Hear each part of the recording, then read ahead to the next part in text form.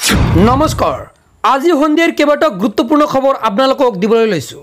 অমৃত বৃক্ষ আন্দোলন আঁচনি আত্মসহায়ক গোটৰ মহিলাসকলৰ 10,000 টকা ইয়াৰ লগতে বহুতো কেইটা গুৰুত্বপূৰ্ণ খবৰ আপোনালোকক দিবলৈ লৈছোঁ। আজিৰ প্ৰথমটো খবৰ আহি গ'ল আত্মসহায়ক গোটৰ 10,000 টকা পোৱাৰ নতুন লিষ্ট। আপোনাৰ নাম আহিল নে নাই কেনেকৈ চেক কৰিব চাওক সম্পূৰ্ণ পদ্ধতি। লাখ লাখ মানুহৰ নাম কৰ্তন হৈছে লিষ্টৰ পৰা। লিষ্ট চেক কৰাৰ নিয়মাৱলী আহি গৈছে। এক ওপেন এনি ওয়েব ব্ৰাউজাৰ আপনি প্ৰথমত যিকোনো এখন ব্ৰাউজাৰ ওপেন কৰিব লাগিব। তাৰপিছত দ্বিতীয়তে সাৰ্চ NRLM আসাম আপুনি NRLM আসাম এখানে লিখি সাৰ্চ কৰিব লাগিব। তাৰপিছত click on NRLM report link তাৰপিছত NRLM ৰিপোৰ্ট বুলি আহিব তাতে ক্লিক কৰিব লাগিব।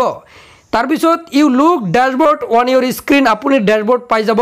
তাৰপিছত সিলেক্ট ইউৰ ডিস্ট্ৰিক্ট নাম আপোনাৰ ডিস্ট্ৰিক্টৰ নাম সিলেক্ট কৰিব লাগিব। তাৰপিছত সিলেক্ট ইউৰ ব্লক নাম আপোনাৰ ব্লকৰ নাম সিলেক্ট কৰিব।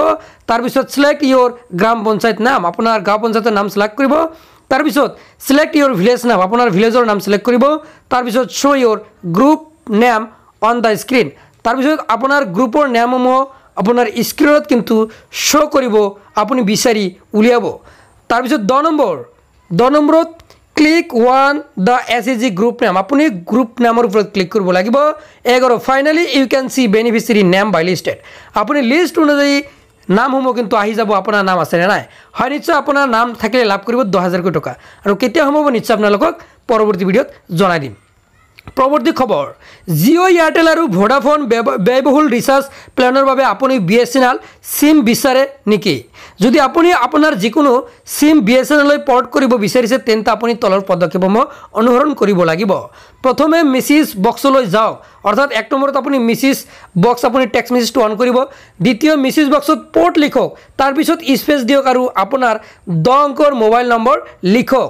তাৰপিছত আপোনাৰ মেছেজ এতিয়া এই মেছেজটো 1900 নম্বৰত পঠিয়াব লাগিব। তাৰপিছত আপুনি এটাৰ ৰিটাৰ্ণ মেছেজ লাভ কৰিব য'ত আপোনাৰ মোবাইল নম্বৰত UPC কোড থাকিব। এতিয়া আপোনাৰ যিকোনো BSNL এক্সচেঞ্জত গৈ আপুনি UPC কোড দেখাব লাগিব। তাৰপিছত আপুনি BSNL কিন্তু 5G লাভ কৰিব। পৰৱৰ্তী খবৰ আত্মসহায়ক গোটৰ মহিলাসকলৰ বাবে ডাঙৰ ঘোষণা কৰিছে। আকৌ অমৃত বৃক্ষৰ গছপুলি ৰোপণ কৰিব লাগিব গোটৰ মহিলাসকলে। 1 আগষ্টৰ পৰা 15 আগষ্টৰ ভিতৰত গছপুলি ৰোপণ কৰিব লাগিব। তাৰ বাবে আকৌ ava.assam.gov.in ত ৰিনিউ ৰেজিষ্ট্ৰেশ্যন কৰিব লাগিব। যিসকলে যোৱা বৰ্ষত গছপুলি ৰোপণ কৰা নাই তেওঁলোকে নিউ ৰেজিষ্ট্ৰেশ্যন কৰিব লাগিব। ইতিমধ্যে ৰেজিষ্ট্ৰেশ্যন আৰম্ভ হৈ গৈছে। যদি ৰেজিষ্ট্ৰেশ্যন কৰা নাই এতিয়াই কৰি ৰাখক যাতে কোনো ধৰণৰ সমস্যাৰ সন্মুখীন নহয়।